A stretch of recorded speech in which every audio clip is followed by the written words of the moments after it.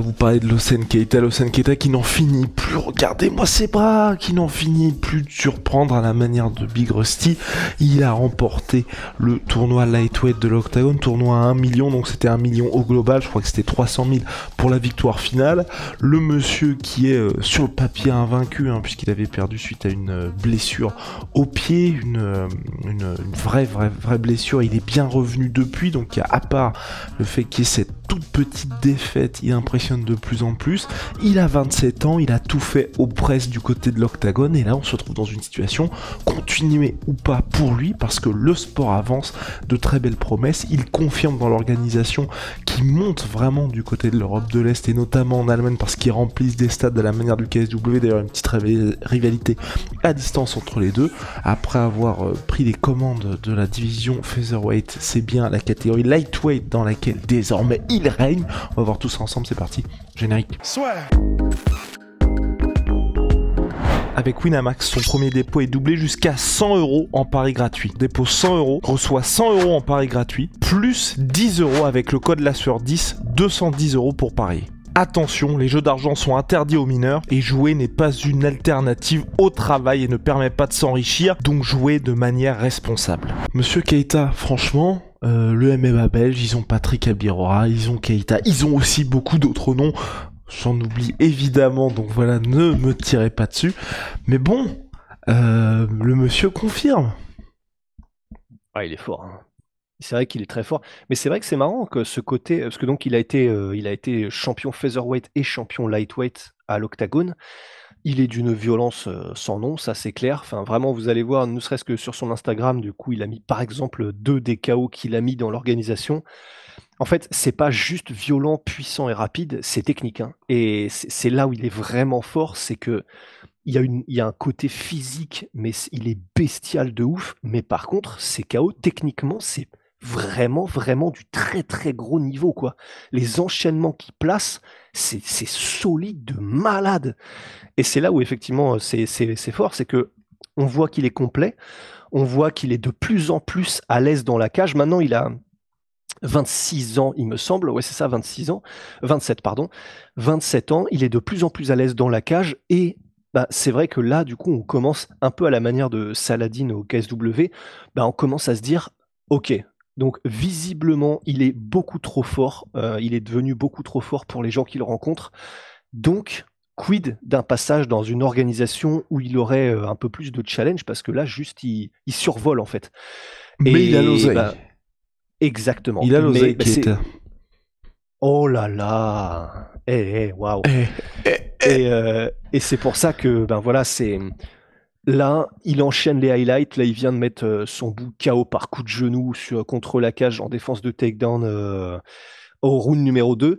Et comme il vient d'encaisser 1 million, c'est vrai que, bah, voilà, de la même manière que Saladin Parnasse, on se dit, bon, le problème, c'est que là, aller à l'UFC, ou en tout cas aller toquer à la porte de l'UFC, et s'il te propose donc que, même en étant généreux, un 40+40, tu soupires longtemps, c'est vrai. Donc, mais c'est voilà, on est dans le même cas de figure. Peut-être le PFL à voir s'ils peuvent, parce que pour le coup, le PFL ont quand même quelques lightweight et quelques featherweight. C'est pas non plus la folie, mais voilà, ils ont quand même de quoi faire. Mais voilà, il est trop petit pour la piscine dans laquelle il nage, quoi. Trop grand. Et voilà, super. Ah la bastos, putain. Mais ce petit bonhomme, hein, il a papier là où il s'aventure. Non mais bref, ouais non, je suis d'accord avec toi. L'avantage qu'il y a par rapport à Saladin, c'est vrai qu'il reste peut-être d'autres choses à faire du côté de l'Octagone. Donc là, il y avait le tournoi, il y avait aussi, il fallait se remettre en selle après cette blessure pour montrer qu'il était toujours là. Ils peuvent faire venir d'autres personnalités à l'Octagone. On savait qu'à un moment donné, avec Jory qui signait des combattants français, donc peut-être qu'il y a cette volonté-là aussi.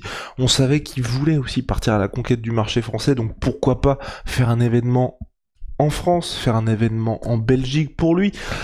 Copromotion, ça paraît un petit peu compliqué pour lui. Et c'est vrai que je te rejoins aussi, c'est le côté financier. Tu viens de te faire 1 million, donc là forcément, toutes les organisations avec Rusty, on se mettait à fantasmer, pourquoi pas, d'un Sola contre Keita, enfin des chocs comme ça. Ares, jamais ils pourront mettre 1 million ou 300 000 euros pour Keita sur la table. Parce que c'est vrai que même aujourd'hui, je pense que vous l'avez vu, il n'a pas le même impact par exemple qu'un Saladin Parnasse Keita. Donc c'est vrai que là où Saladin tu peux le mettre à une Adidas Arena et tu sais qu'il fait le plein à l'Adidas Arena, Keita faut encore en termes de marketing. Ouais. En Belgique, tu penses qu'il peut pas Adidas Arena, Adidas Arena à Paris. Dans le sens. Ah oui, d'accord. Ah oui, pardon, c'est dans le cadre d'un Ares, excuse-moi. Ouais, oui, pardon, dans le cadre d'un Ares ou d'un gros événement en France.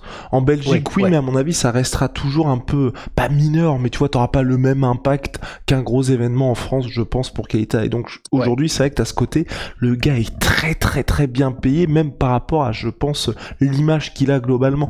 Vous demandez, si vous, déjà là, vous regardez le podcast, on est ravis, mais ça veut dire que vous êtes plutôt des fans hardcore, parce que vous avez vu Keita, vous vous êtes dit, ok, on va cliquer, on va écouter le podcast. Je pense que très peu de gens, en voyant Keita, se disent waouh, je vais regarder ou je vais cliquer. Alors qu'aujourd'hui, Saladin, c'est quand même public. Hein. C'est ça, c'est quand même un des grands noms, même pour les fans de MMA. Je pense que même en étant un fan de MMA, Keita, faut quand même se lever tôt, tu vois, pour suivre tous ces événements, parce que Octagon, t'as en plus cette barrière de une organisation qui était pas connue il y a même 3 ans de ça. Donc, à mon sens, il est dans une situation où c'est soit il reste à l'Octagon, soit il y a le PFL.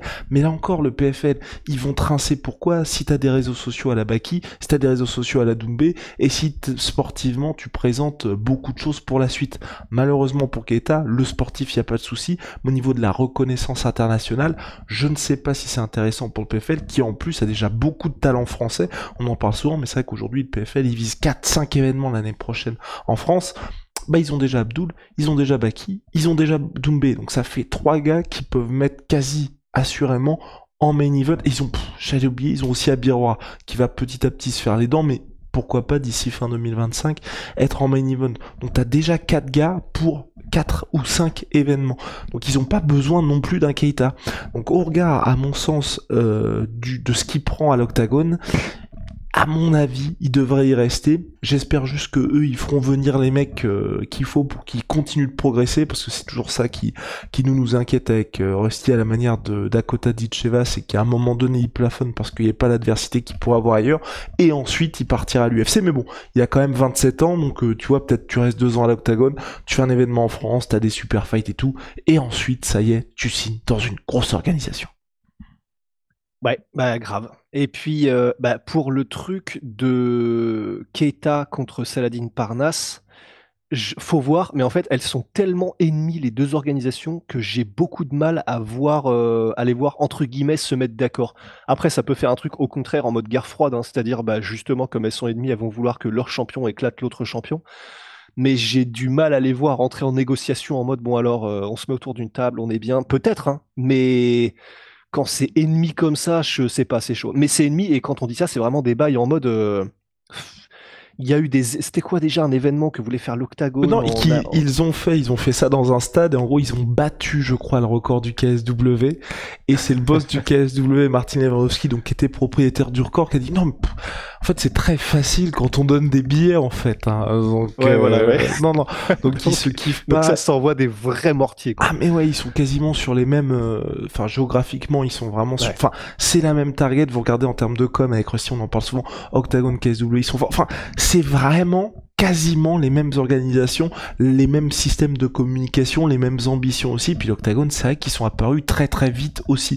Donc je comprends que le KSW, c'est un peu le seum, mais le seul moyen, et pour moi c'est un peu comme ce qui se passe avec Francis Ngannou aujourd'hui, où les gens disent, Nash et quelques personnes bien informées disent, il y aurait peut-être moyen qu'il y ait le John Jones Ngannou, c'est si Keita venait à être agent libre, où là du coup t'évites de traiter avec ton pire ennemi, parce que sinon, quoi qu'il arrive, les mecs vont récupérer de l'oseille. Et comme le KSW, quoi qu'il en soit, au-dessus de l'Octagone aujourd'hui, si vous faites une copromotion, tu sais qu'en plus tu fais un peu de pub pour les mecs que tu détestes, bon, je pense que ça te foutrait un peu le seum de les voir sur le poster, quoi.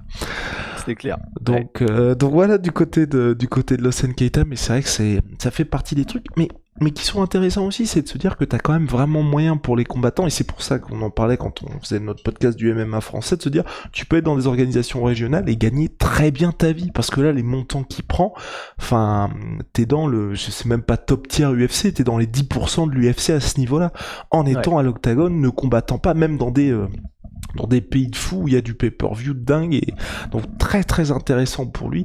Et encore une fois, j'espère, je sais pas comment, mais que les organisations françaises pourront proposer des on va dire des opportunités comme ça, parce que je veux dire, t'as un Ares, t'as un Hexagone, t'as un KOF qui fait un tournoi à 1 million, et t'as tous les Français qui se mettent, tous les lightweight français qui se mettent sur la gueule là-dessus là.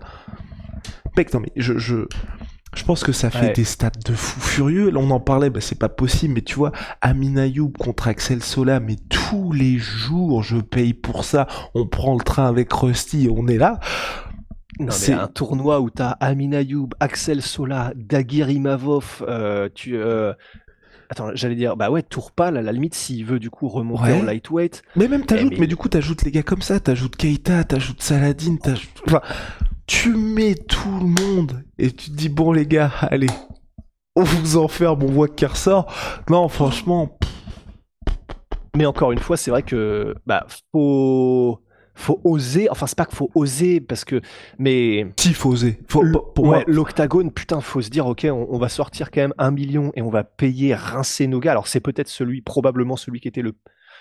Je vais pas m'aventurer, mais disons, si je devais faire un guess, c'est peut-être celui qui a été le mieux payé de la carte, bien évidemment, le Senketa, et qui est peut-être un des mieux payés de l'octagone, parce qu'à mon avis, il y a des stars tchèques qu'on ne connaît pas qui doivent être payés de malade aussi là-bas. Mais c'est vrai que tu te dis, putain, octagone, ils ont des fonds quand même, parce que pour faire des événements où ils sont capables de payer leurs mecs comme ça, c'est ça. Voilà, ils ont des trucs, quoi. Parce que rien que 300 000, pour moi, c'est x10 par rapport à peut-être le prix marché qu'aurait un Keita, tu vois. Donc tu fais comme ça avec uniquement, enfin, et parce que peut-être en plus ce tournoi lightweight de fou là, dans lequel on fantasme, peut-être qu'il y a que nous quand je dis que nous, on est peut-être 1500 en France à rêver d'un truc comme ça, et c'est ça le risque aussi. Mais est-ce que t'as un avant-après? Parce que c'est là aussi où, tu vois, quand t'as des organisations comme l'Octagone, je me dis toujours à quel point est-ce que ça leur sert d'avoir ça. Parce que Keita, c'est à la manière de Saladin Parnasse pour le KSW, aujourd'hui il est devenu une star, quelqu'un qui compte en Pologne par la force des choses, mais tu vois, tu vas pas, c'est pas un Mamed Khalidov pour eux, tu vois, il est pas, quand il y a leurs gros événements, quand je dis les super méga événements du KSW, c'est pas Saladin Parnasse qui est le main event et sur lequel ils font toute cette vente de billetterie. Et donc c'est vrai que une organisation française qui ne fait ça qu'avec des Français, qu'avec des Belges, où là ça a du sens, parce que même, imaginons Sola, Ayoub, enfin peu importe, ou Tourpal, ils perdent en demi-finale, c'est pas grave, parce que tu peux investir sur eux, tu sais que les gens vont continuer de les voir. Keita, je pense que s'il perd à l'Octagone, ou même là en gagnant, quand ils vont annoncer son retour, je ne sais pas, là j'ai pas les infos, mais ça m'étonnerait, tu vois, que ce soit lui qui soit vraiment mis en avant, qui soit la figure de proue pour ce marché-là. Alors qu'un truc en France, où t'as que les Français qui se mettent dessus, que les meilleurs classés, c'est pas grave s'ils perdent. Et même un mec comme Ayoub, il a déjà perdu, c'est pas grave. C'est pas grave parce qu'on est toujours là pour le regarder, parce que le mec est spectaculaire, parce que le mec en veut. Et franchement, j'espère qu'un jour ils mettront en place un tournoi avec les vrais mecs, hein, pas le français contre tous les nobody, et puis on sait qui va gagner ou quel est le plan, parce que ça m'embête un peu, parce qu'en termes d'investissement, voilà, c'est ce qui fait qu'on préfère regarder d'autres ligues. Mais voilà.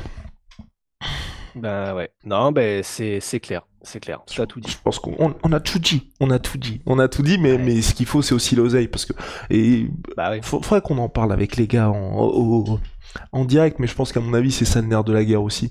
Je pense que t'es en France, on sait comment sont les fans, hein, ils sont à fond derrière vous, mais si vous perdez, ça peut être compliqué. Tu fais ça pour un tournoi à 30 000 balles, tu te dis, en vrai, flemme, parce que les 30 000, je vais me les faire quoi qu'il arrive, en faisant tous les combats, et même plus. Alors que si c'est un tournoi à 1 million, tu te dis, à la manière de ce qui se passe avec le PFL, hein. Pépi, quand il est parti d'Arès pour aller au PFL, il a fait le tournoi, c'est mal placé pour lui, mais si ça se passe bien, tu te fais 1 million, et là, t'es très très bien jusqu'à la fin de ta vie.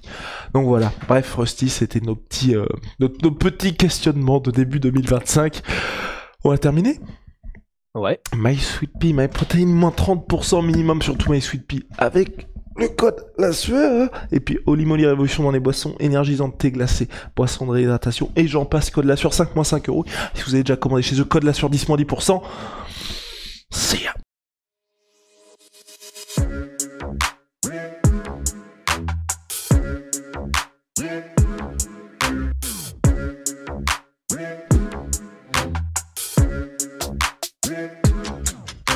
I'm fucking coming for you!